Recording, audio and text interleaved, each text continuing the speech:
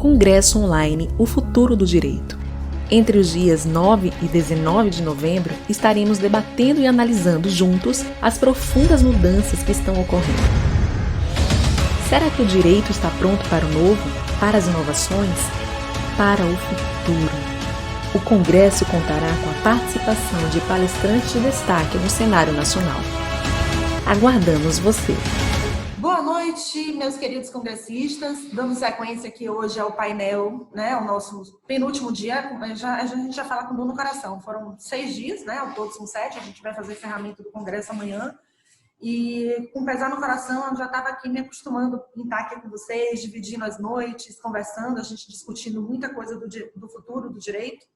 E aqui hoje a gente vai falar sobre direito eleitoral. Esse assunto não poderia ficar para trás.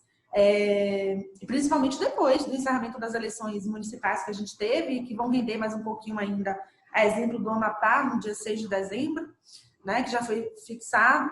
Então, esse painel tinha que existir, foi uma decisão que a gente teve desde o início de trazer esse tema para vocês.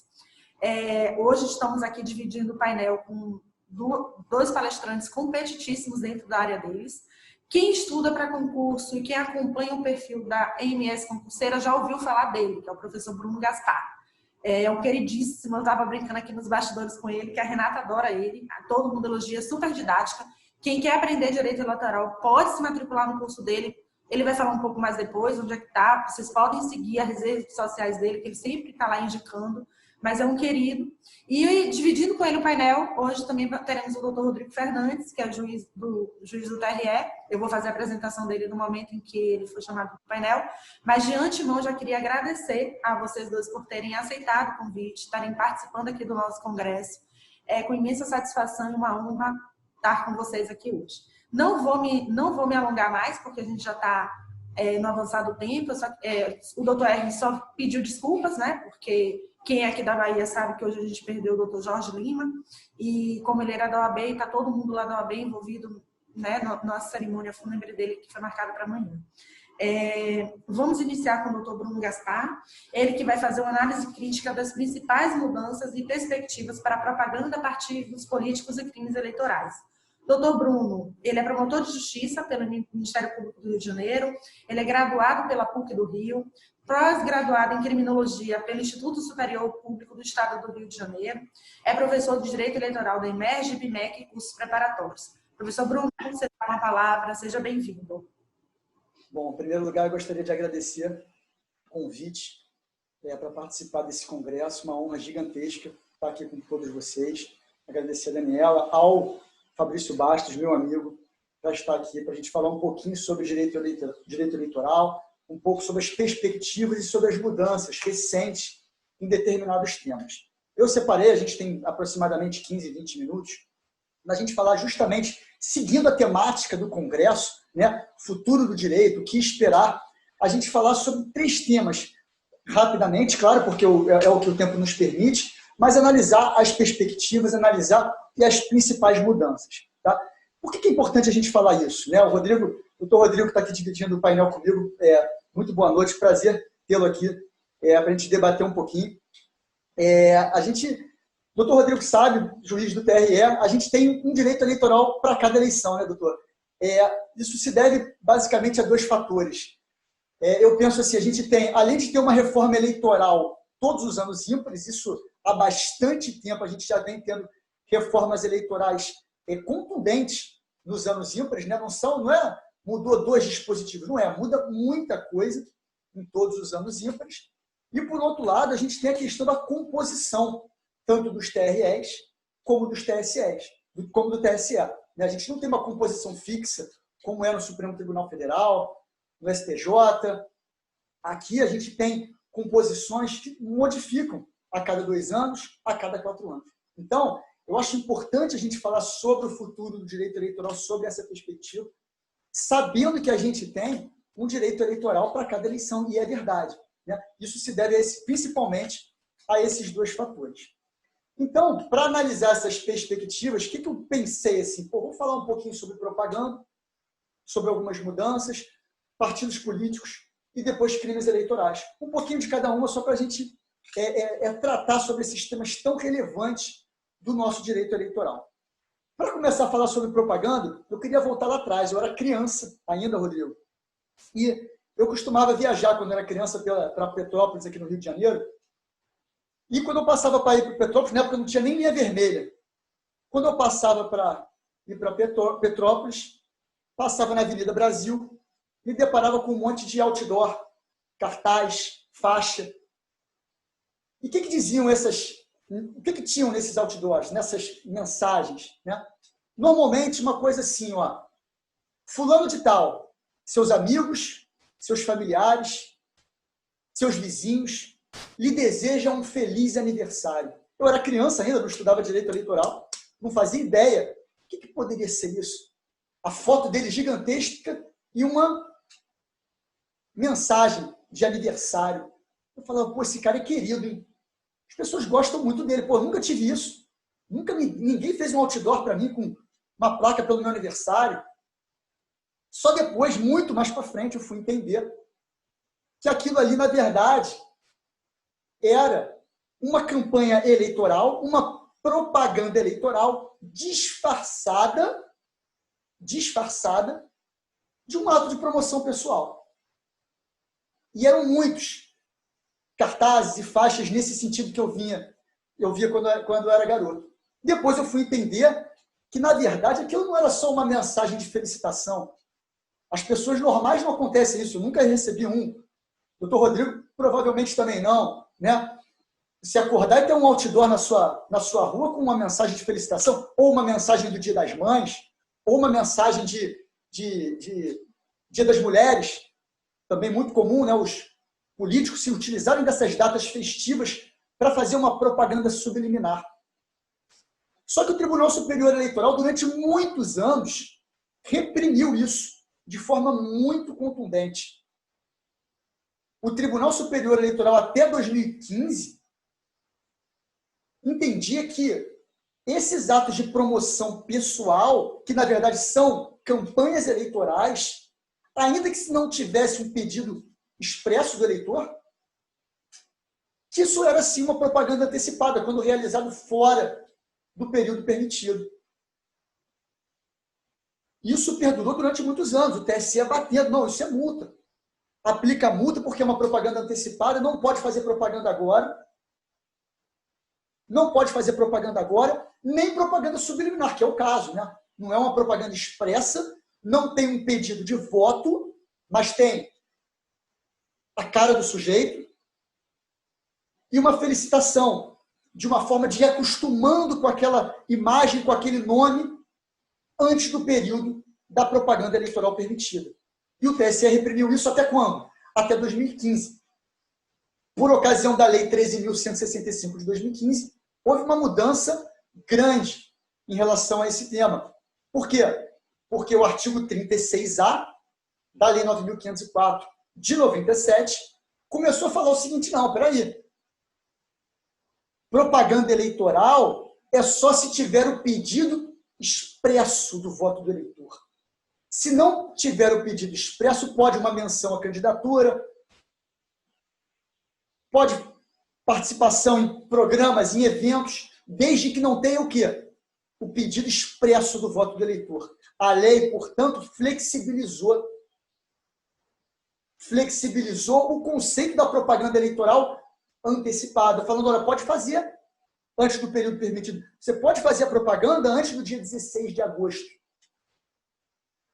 desde que não faça o pedido expresso do voto. É engraçado porque, um pouco antes até da mudança da lei, o ministro Dias Toffoli, no auge de sua sabedoria jurídica, ele mandou, em uma entrevista, a seguinte frase: se não há pedido de votos, não há campanha. Respeito até o posicionamento do então, na época, ministro do TSE, hoje apenas ministro do Supremo Tribunal Federal, mas, obviamente, não consigo concordar sob nenhum ângulo. Não consigo entender como um ministro com atuação no Tribunal Superior Eleitoral pode ter essa visão diante de todos os casos que a gente vê justamente de propaganda subliminar, incutir na ideia do eleitor antes do tempo aquela imagem aquele nome. Então, veio essa declaração do ministro Dias Toffoli, se não há pedido de votos, não há campanha, e logo depois veio a Lei 13.165 de 2015, passando o quê? A falar, não, pode fazer campanha, pode o pedido expresso, pode fazer propaganda eleitoral, desde que não tenha o pedido explícito, o pedido expresso do eleitor. E a gente viu isso, né? Eleições, só para exemplificar, eleições de 2018, eleições presidenciais, e aqui não tem caráter nenhum ideológico que eu vou falar, tanto que eu vou falar dos dois lados. O atual presidente da República começou a campanha muito tempo antes, viajando pelo Brasil, ia de aeroporto em aeroporto, as pessoas gritando mito, mito, mito, mito, e ele com cuidado de não fazer o pedido expresso do voto eleitor, mas o resto todo ele fazia. Por outro lado, o ex-presidente, antes de ser condenado, antes de ser preso, também começou a fazer caravanas pelo país, também com cuidado de não fazer o pedido expresso do voto do eleitor.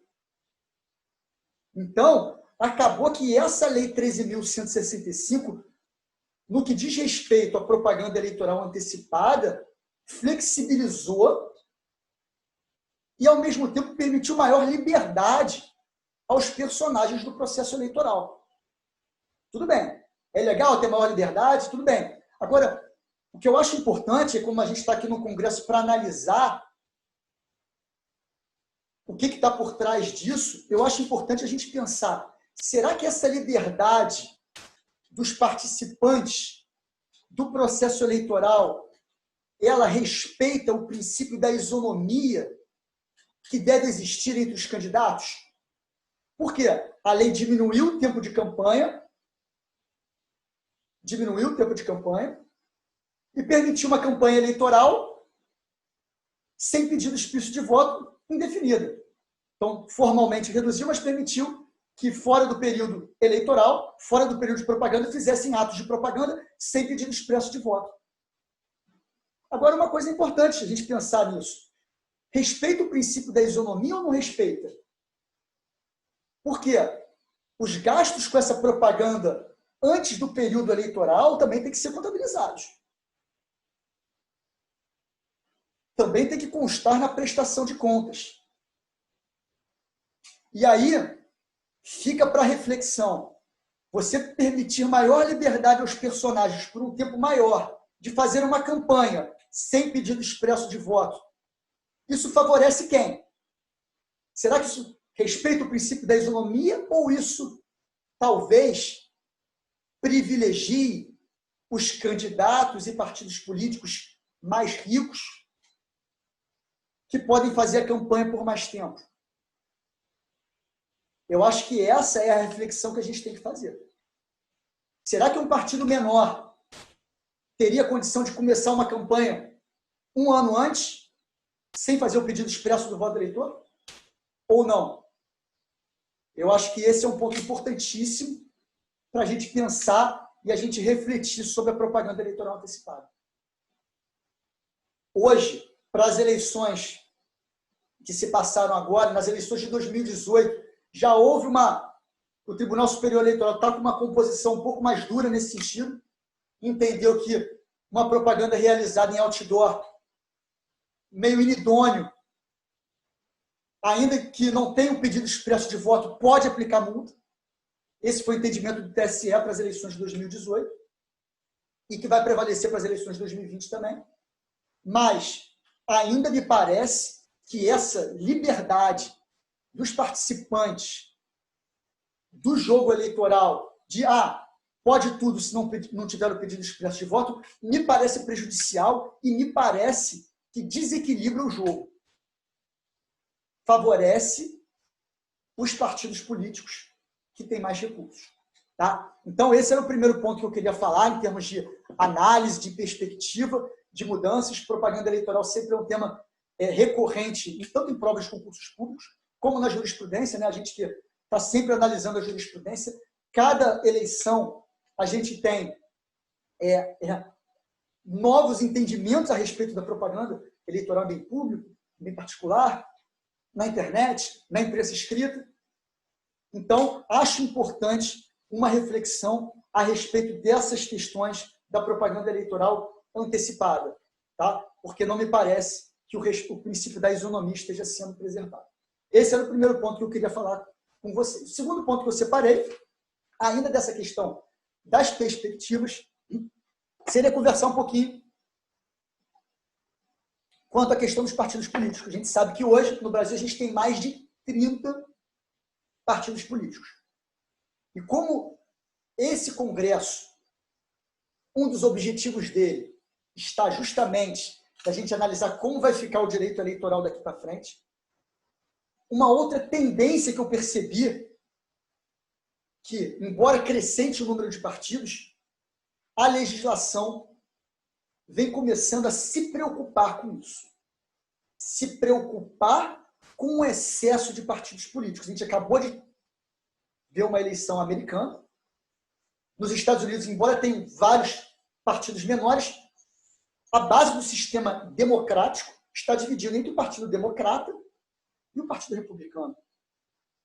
E todo mundo conhece as propostas do Partido Republicano e todo mundo reconhece as propostas do Partido Democrata. Aqui no Brasil, não. Aqui no Brasil, a gente tem mais de 30 partidos políticos. E se a gente pegar o estatuto de um partido de extrema-direita e o estatuto de um partido de extrema-esquerda, talvez tenha muita coisa parecida. Porque não tem ideologias definitivamente representadas nos partidos políticos que existem no Brasil. A ministra Carmen Lúcia, há um tempinho atrás, deu uma entrevista interessante sobre esse ponto. Ela ainda era ministra do TSE e ela estava falando sobre a falta de representatividade, como os partidos não representam as pessoas. E ela citou uma coisa interessante, que o Partido da Mulher Brasileira, em sua composição inicial, não tinha mulher.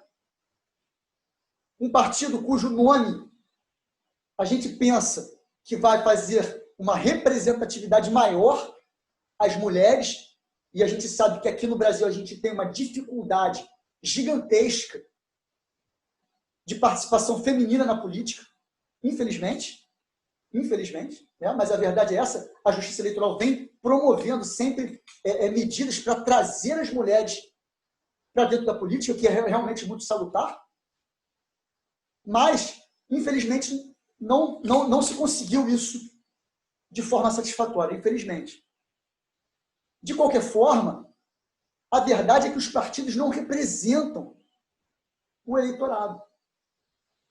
Se você tem o Partido da Mulher Brasileira, que não tem mulher em sua composição inicial, a gente já percebe que tem alguma coisa estranha. E, falando sobre perspectiva a respeito desse ponto, dos partidos políticos, eu trouxe aqui a Emenda Constitucional 97 de 2017, que no seu artigo 17, parágrafo 3º, restringiu o acesso de tempo à TV e recursos do fundo partidário para os partidos que não atingirem uma cláusula de barreira, uma cláusula de desempenho que está previsto no artigo 17, parágrafo 3º. Esse artigo 17, parágrafo 3º, trazido à Constituição pela Emenda Constitucional 97 de 2017, ele é uma demonstração de um futuro em que talvez tenhamos menos partidos políticos. Menos partidos políticos. Por quê? Para ter acesso ao fundo partidário, acesso ao dinheiro do fundo partidário e ao tempo de propaganda e TV, até 2030, os partidos vão ter que ter uma representatividade maior do que tem hoje. Senão eles vão perder tanto o dinheiro como o tempo de TV. E nenhum partido sobrevive sem isso.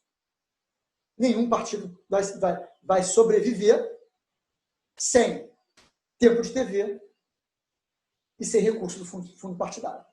É importante isso? Acho que sim. A gente tem verdadeiramente hoje partidos que são partidos de aluguel, infelizmente, para formar coligações. Então, sobre tendências, sobre futuro, Eu acredito que isso seria uma medida salutar mesmo, redução de número de partidos e o aumento da representatividade. O eleitor se sentir representado. Poxa, aquele partido ali me representa. As ideias daquele partido me representam. Então, acho que esse era o segundo ponto que eu gostaria de conversar com vocês. O terceiro e último ponto que eu trouxe para essa nossa conversa está relacionado aos tipos penais eleitorais. Também falando de futuro e um pouquinho de passado. Por quê? Hoje, na nossa legislação, Daniela, a gente tem mais de 70 tipos penais eleitorais. Mais de 70 tipos penais eleitorais. Não só no Código Eleitoral, também em outras legislações posteriores e anteriores. Tem na Lei 6.091 de 74, tem na Lei 9.504 de 97, na Lei Complementar 64 de 90. Acho importante a gente saber que, embora a gente tenha 70 tipos penais eleitorais, nossa legislação precisa de uma reforma urgente nesse ponto. A maior parte dos crimes eleitorais que nós temos são de menor potencial ofensivo. E, ao mesmo tempo que a gente tem tipos penais que não fazem menor sentido existir, outros faltam. Eu acredito que a gente não precisaria de mais de 15 tipos penais eleitorais para a gente resolver o nosso problema de eleição. E a gente tem mais de 70. Temos mais de 70. Vou citar um exemplo para vocês. Vou ler aqui o artigo 306 do Código Eleitoral. Vou ler aqui o artigo 306, separei aqui para ler. É um artigo interessante que fala o seguinte, ó, não observar a ordem em que os eleitores devem ser chamados a votar. Então, um mesário pode praticar esse crime, artigo 306, se ele chama uma pessoa para votar ao invés de chamar na ordem que deveria acontecer, ou seja, o mesário propicia uma fura-fila na sessão eleitoral, ele vai estar praticando um crime. E claro, doutor Rodrigo, Daniela, eu não estou aqui defendendo essa conduta super deselegante que é a fura-fila.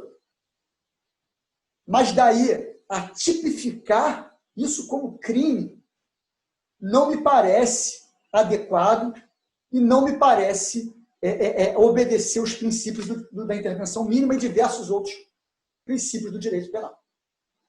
Da mesma forma, tem outro dispositivo, artigo 335, que fala fazer propaganda, qualquer que seja a sua forma, em língua estrangeira. Gente, claro, a propaganda tem que ser em português, em língua nacional, para que os eleitores entendam. Mas se de repente passa uma expressão, será que é razoável você considerar isso um crime? Será que isso, dentro do que tudo que a gente aprendeu naquelas primeiras aulas de direito penal, dos princípios do direito penal, seria razoável tipificar isso criminalmente? Também não me parece. Então, acredito que essa parte penal eleitoral precisa de uma reforma urgente. Né? Claro, o doutor Rodrigo vai falar daqui a pouquinho, talvez tenha até algumas informações a passar a respeito da vivência dele como juiz do TRE. E é importante a gente entender isso. É importante a gente entender isso. Da mesma forma que tem um crime do artigo 306 que traz a conduta de furar-fila, a gente não tem um tipo específico para o crime de caixador de campanha. Não cometam um erro, tá? Tem muita gente que repete por aí que caixador de campanha não está tipificado criminalmente. Não é isso. Existe um tipo penal, que é o artigo 350 do Código Eleitoral, que traz a falsidade ideológica eleitoral, que pune perfeitamente a conduta do caixa 2. O que é o caixa 2?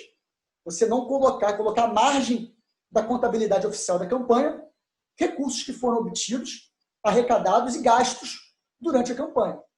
Você não contabilizar esses recursos é crime, é o caixa 2. E se isso não for contabilizado na prestação de contas, artigo 350 do Código Eleitoral, que se adequa, sim, àquela conduta. Então, tomem cuidado. Se fala muito aqui no Brasil, poxa, o caixa 2 não tem uma conduta, não é uma conduta criminalmente punível. Errado.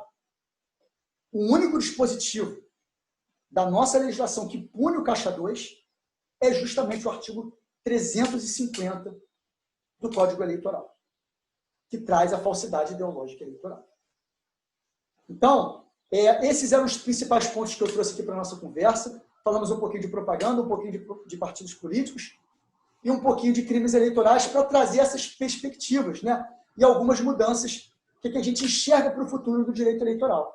Então, eu encerro aqui a minha fala, agradeço a Daniela, agradeço ao Fabrício Bastos, que não está aqui, mas está sempre falando comigo, e vamos ouvir agora o doutor Rodrigo, as considerações dele aqui. Doutor Bruno, a gente está com muito comentário aqui. Eu estou aqui com o computador do lado, que eu olho para o lado porque eu estou olhando no computador. O pessoal está participando muito do chat, dizendo que concorda muito com o senhor na questão dos partidos de aluguéis. E a Ananda deixou uma dúvida, falando assim, eu vou só jogar a dúvida para o senhor, o senhor pode responder no final, porque aí eu deixo o doutor Rodrigo falar, né, para a gente seguir o painel. Ela fala o seguinte: de certa forma, não seria mais favorável ao eleitorado que o poder público buscasse formas de restabelecer a isonomia, oportunizando aos partidos menores meios de realizar também a campanha antecipada? Foi uma pergunta de Ananda. Quando o senhor fala sobre representatividade, a falta de representatividade nas eleições, eu só queria ratificar com o senhor que ela não só existe no direito eleitoral, ela existe basicamente em vários setores da nossa sociedade. O senhor sabe ali que eu divido muito com a Renata se tornou uma amiga, e a gente conversa muito, porque ela tem muito aquela questão do papo off da representatividade. Saindo do direito eleitoral e vindo para cá, para a OAB, eu não sei se o senhor já sabia disso, na OAB existe o Projeto Valentina, que no Conselho Diretivo da OAB Federal não existe participação feminina. E aí as mulheres criaram um Projeto Valentina, da gente ratificar de que se reivindicasse a participação de mulheres no Conselho Diretivo da OAB Federal, porque não existe, né? Hoje você pode ter uma conselheira federal, mas não existe no cargo de diretoria nacional da Escola Superior de Advocacia, diretor tesoureiro, vice-presidente, quiçá presidente da OAB, não existe mulher representatividade. E aqui no Congresso a gente passou por essa experiência. Os participantes elogiaram porque a gente trouxe muita participação feminina nos painéis. Confesso ao senhor que esse é um dos poucos painéis em que eu sou a única mulher dentre os palestrantes, porque na maioria aqui eu tinha companheiras femininas nos painéis. Então o senhor percebe e fica bem claro que a falta de representatividade ela é uma coisa que a gente prega direitos iguais, né? Mas a gente ainda não tem isso. Eu não vou me delongar muito, eu vou deixar o senhor no final para o senhor responder a Amanda. Eu falo na volta, então. Isso. E vou passar a palavra para o doutor Rodrigo Fernandes, que vai falar com a gente sobre processo eleitoral e democracia. O doutor Rodrigo, ele é mestre em Ciências Jurídicas pela Universidade do Vale do Itajaí, ele é mestre em Direito Ambiental e Sustentabilidade pelo MADAS, Universidade de Alicante, na Espanha. Ele é pós-graduado em Direito do Estado, pós-graduando em Direito Médico pelo Verbo Jurídico. Ele é graduado em Direito pela Universidade do Vale do Itajaí. Atualmente é advogado pela Ordem dos Advogados do Brasil de Santa Catarina e sócio do escritório Rodrigo Fernandes, Advogados Associados. Ele é professor de Direito na graduação, pós-graduação e cursos preparatórios para concursos públicos e juiz titulado pleno do TRE Santa Catarina nesse biênio de 2019 e 2021. Doutor Rodrigo, é um prazer lhe receber. Estamos aqui ansiosos para ouvir, o pessoal lá está também comentando, e a palavra é sua, fique à vontade. Daniela, muito obrigado, muito boa noite. Doutor Bruno Gaspar, muito boa noite, prazer em conhecê-lo. Mando um abraço aqui também para o meu amigo Fabrício Bastos. Eu falo para o Fabrício, quando ele me convidou, para mim foi uma honra muito grande, porque sempre que a gente convida o Fabrício para vir ao Sul, a Santa Catarina, palestrar, imediatamente ele vem. Então, até quero deixar registrado aqui que quando voltarmos aos congressos presenciais, ele me convidar para ir para o Rio de Janeiro, eu vou aceitar também imediatamente, pode contar comigo, inclusive também na Bahia, tá, doutora Daniela? Eu queria mandar, inclusive, um abraço ao sotaque, me lembrou do meu grande amigo Cristiano Chaves, promotor de justiça também, né, um grande parceiro nosso, e é uma grande honra, uma felicidade estar aqui, principalmente falando de direito eleitoral. Doutor Bruno falando, então vários temas que ele falava, e fala, pô, esse assunto é muito bacana, eu vou pegar um pouquinho, mas nós não temos tempo para isso, né? Eu tenho falado para os meus alunos, e quando falo, que o direito eleitoral ele é um ramo profissional que ainda não foi descoberto pelos profissionais como deveria ser. Ele é um mundo, até mesmo como mercado jurídico, que a maioria dos profissionais não conhecem. Hoje eu estou no TRE e eu posso observar que tem vários advogados especialistas e a eleição, diferente do que muita gente pensa, ela não acontece tão somente no dia do voto. O processo eleitoral ele ocorre constantemente. Para que haja uma eleição em determinado período, 4 anos antes já se inicia todo o processo eleitoral em si. Então, não podemos resumir, como muita gente pensa, o processo eleitoral simplesmente ao dia da votação ou simplesmente a diplomação. Ele é muito mais complexo e muito mais rico do que isso. Então, como eu falei, inclusive é um grande ramo profissional do direito e também um ramo da área científica, acadêmica e tudo mais. Então, até agora a Daniela falou sobre a representatividade da mulher, e eu estava vendo os números da última eleição, que ocorreu agora no domingo, né?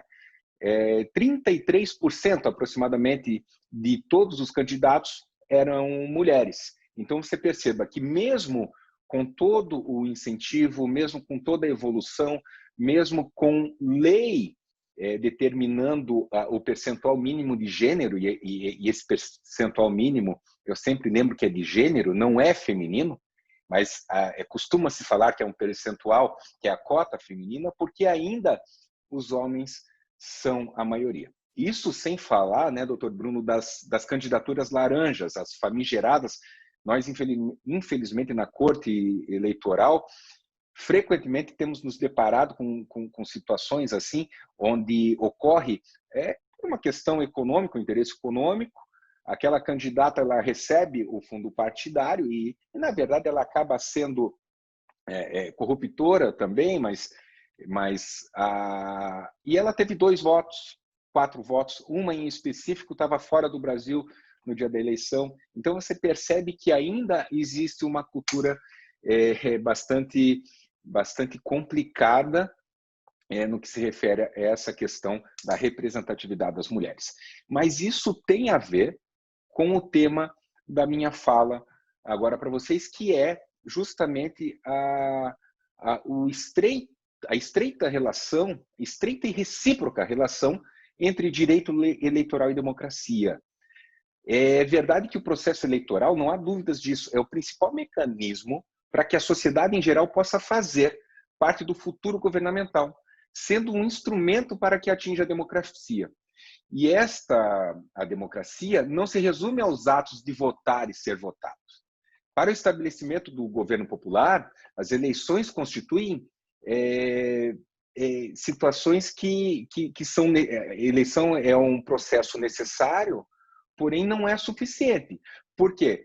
Porque, além do aspecto eleitoral, busca-se também um amplo desenvolvimento social com esse processo dinâmico aí da eleição. Por quê? Porque a gente pode observar no recente histórico das eleições no Brasil, no início do século passado, por exemplo, as mulheres não tinham direito a voto. O voto era restrito a pequenas oligarquias, né? Então existia o voto de cabresto, não existia o sigilo do voto. Então vocês percebam que num curto espaço de tempo, se levarmos em consideração todo o contexto histórico, o quanto se desenvolveu a questão social também, que não se resume apenas no aspecto eleitoral.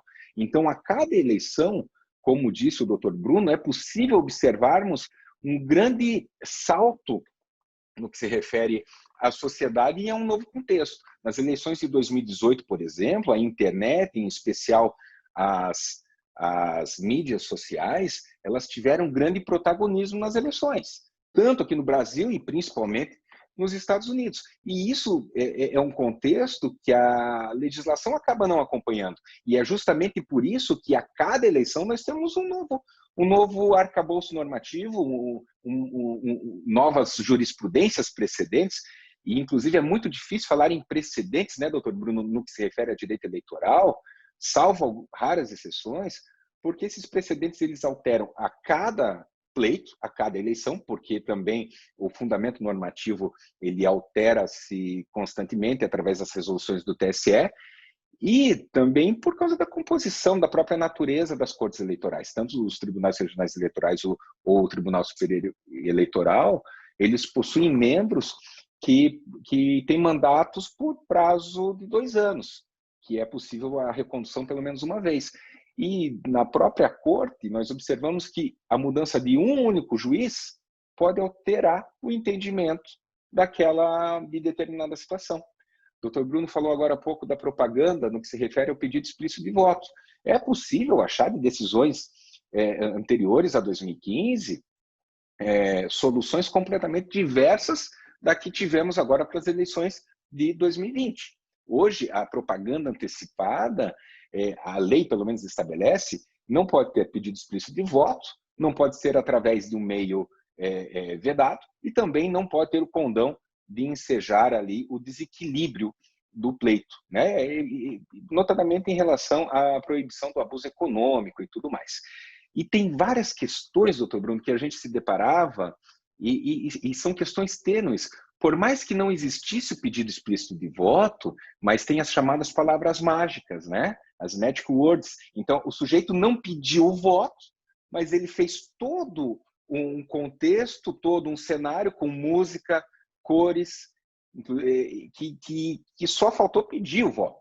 Então, a análise desse pleito foi o seguinte: se aquela situação específica, não havendo pedido explícito de voto, ela teria o condão de gerar um desequilíbrio nas eleições, né? Então, teve muita questão de Facebook, Instagram, então essas questões tiveram uma análise mais amena por se tratar de uma rede social que é gratuita, enfim, que todos podem fazer e tudo mais.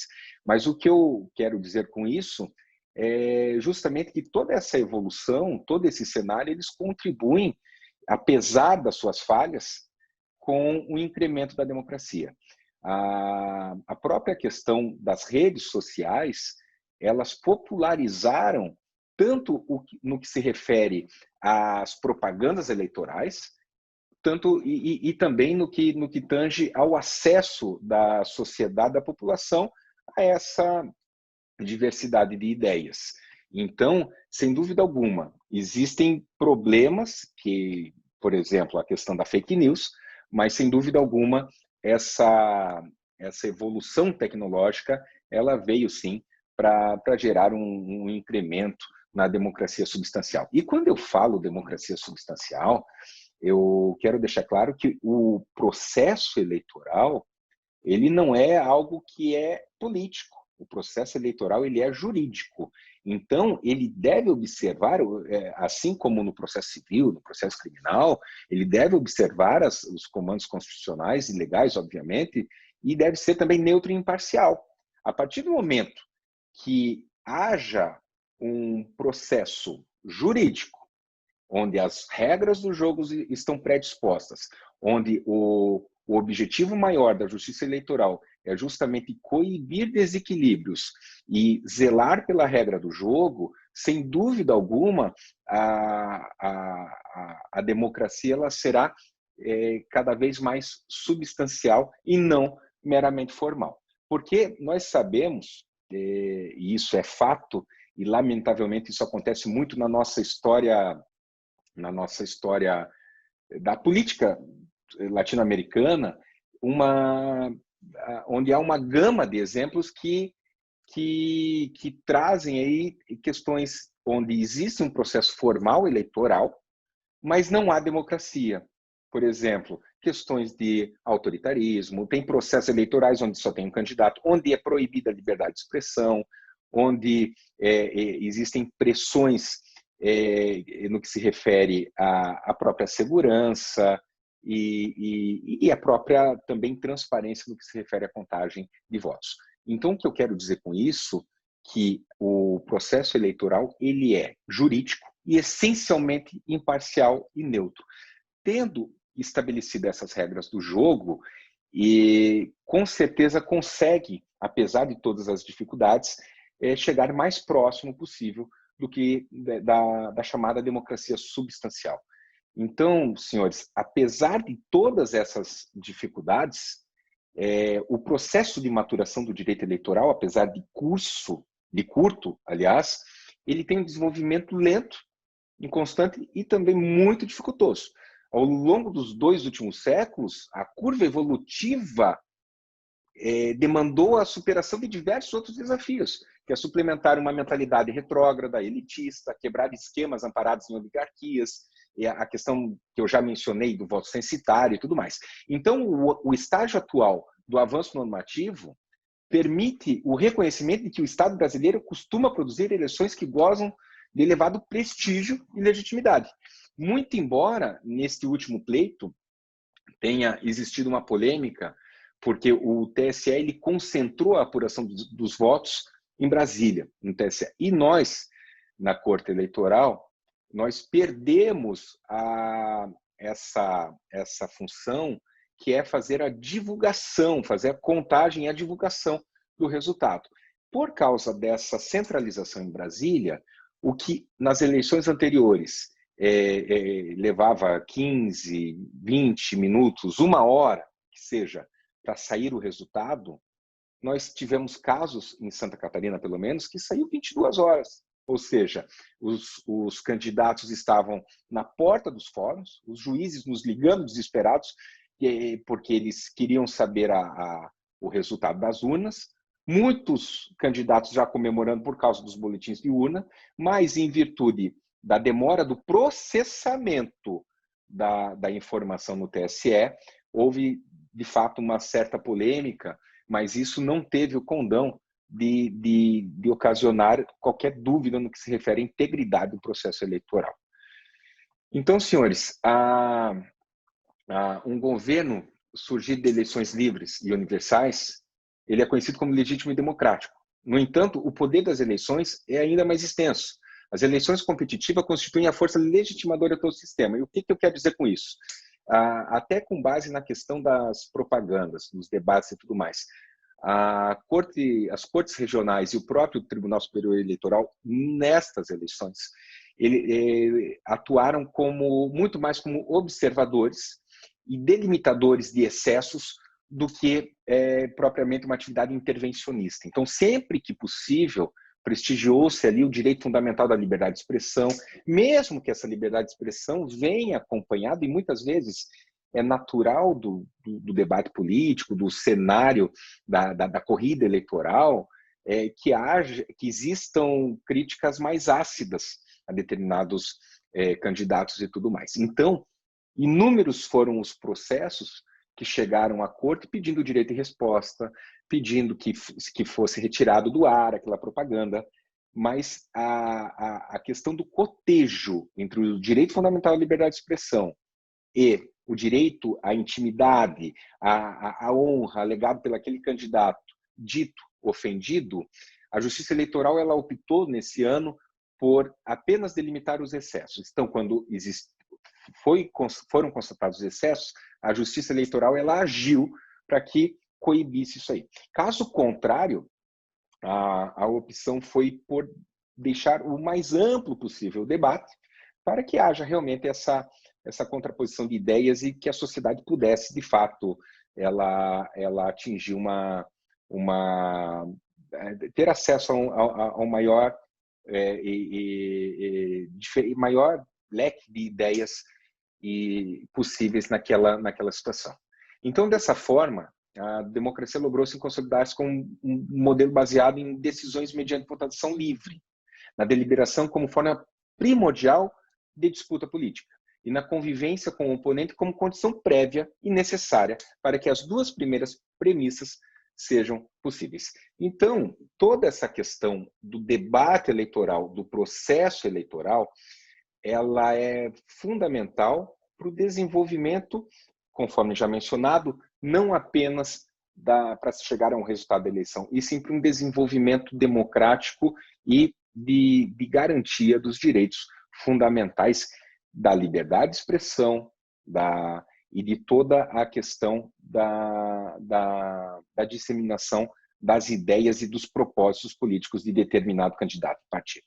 Então, nesse espírito, Daniela, Dr. Bruno, a legalidade eleitoral, ultrapassando a função de normatizar e tornar factível a democracia, atuará também como uma importante fonte de promoção da cidadania e sustentação do regime. Torna-se assim imperativo zelar pela conformação de um direito eleitoral ótimo, não apenas na trivial produção da legitimidade de origem, mas também na edificação de um ordenamento embalado por um espírito de justiça que reproduza os ecos gerais do querer coletivo. O ministro Roberto Barroso, em determinada feita, ele fala o seguinte, que a fotografia hoje, ela pode não ser tão boa, mas o filme democrático, ele é bom, porque se compararmos com o que nós tínhamos há um século atrás, e não apenas um século, algumas décadas atrás, e alguns anos atrás, é perceptível a evolução, é perceptível eu diria assim, a evolução e a melhora no cenário, a melhora no debate. Então, eu sou um otimista. Eu acho que muita coisa tem que mudar, concordo.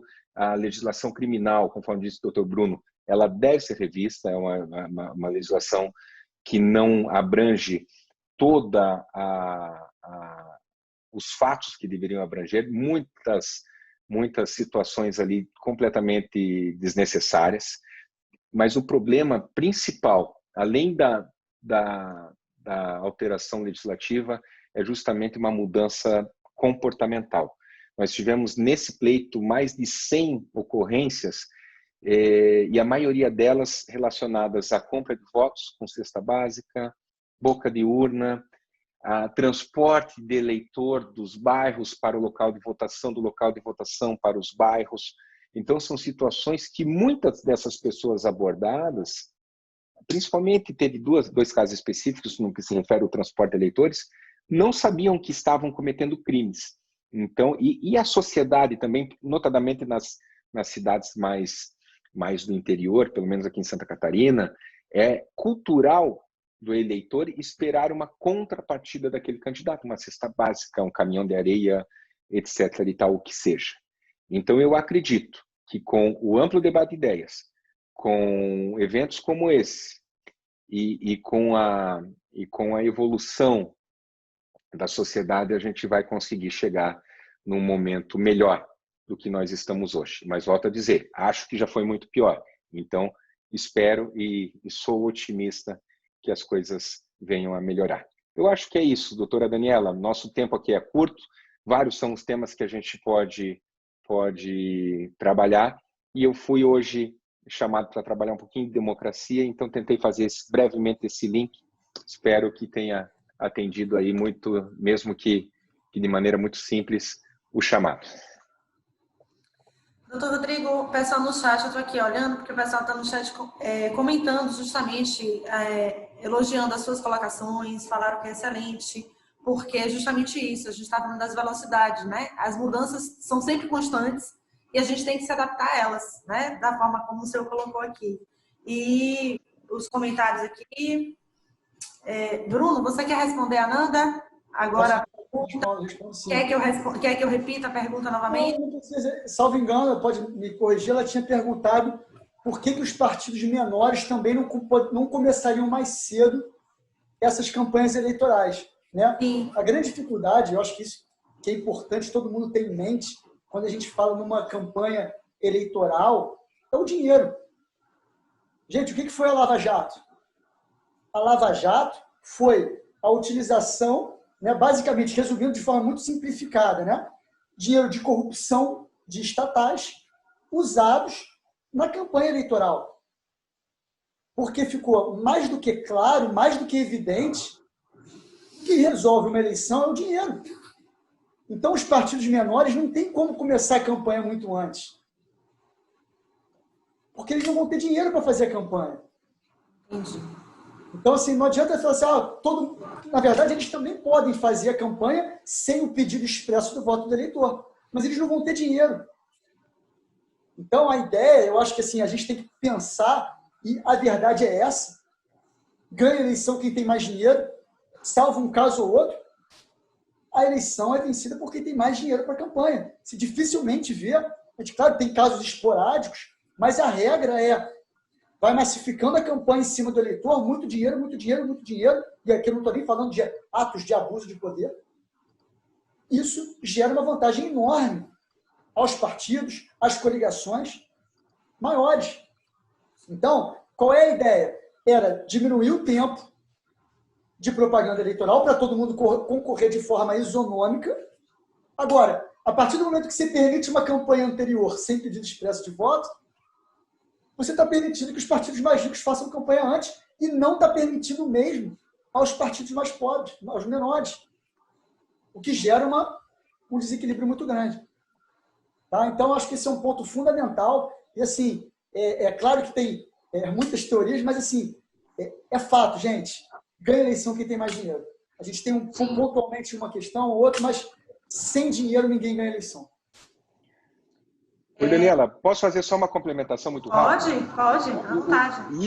Isso que o doutor Bruno falou. Estamos os três juntos aqui na tela, então eu coloquei para a gente poder fazer o debate. É muito perceptível. O que acontece? De um tempo para cá, começou-se justamente para incrementar e assegurar a democracia, a censurar o abuso do poder econômico, que até pouco tempo atrás isso era permitido via nos outdoors. Quem tem dinheiro para colocar outdoor? Né? Doação de pessoa jurídica, showmício, aquele que vai trazer um cantor famoso nacionalmente conhecido é quem tem dinheiro. Então, a legislação ela determinou um curto espaço de tempo para a campanha eleitoral e, durante a campanha, existem limites de autofinanciamento, limites para receber a doação de pessoas físicas e etc. e tal. Com esses limites, na medida do possível, busca-se equalizar, né? Alcançar ali a isonomia entre os candidatos. O problema é que na pré-campanha, ou seja, antes da propaganda eleitoral oficial, não existem limites. Então, é justamente por isso que é proibido. Então, aquele sujeito que é milionário, ele, durante a campanha, pelo menos formalmente, ele vai gastar igual a todo mundo, porque existem tetos para isso, mas antes do período de campanha eleitoral, ele extrapola, ele gasta milhões. E ali ele já consegue arrebanhar ali o seu eleitorado. Então, por isso, hoje no Brasil, de fato, eleição é para quem tem dinheiro.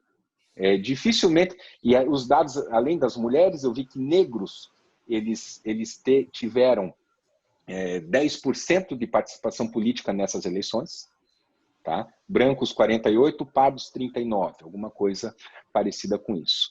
E também tem os dados ali de grau de instrução. Você ainda percebe que realmente a participação dessas pessoas, elas são definidas, o resultado é definido pela condição social e econômica. Por isso que tem ali o abuso do poder econômico, o abuso do poder político é uma das causas de inelegibilidade depois do devido processo legal. Muito obrigada, doutor Rodrigo. A Vivaldo até colocou aqui que esse ano a campanha foi um pouco atípica, né? Porque a gente não teve corpo a corpo, eu não sei aí nos estados de vocês, mas a gente não teve aquele corpo a corpo por causa da pandemia. Então, a campanha se circulou muito mais em digital, áudio, vídeo, televisão, do que propriamente o que a gente estava acostumado anteriormente, né? Então, ela fez uma ressalva aqui. Doutor Rodrigo, tem gente aqui da Bahia assistindo a palestra, né? O painel de vocês.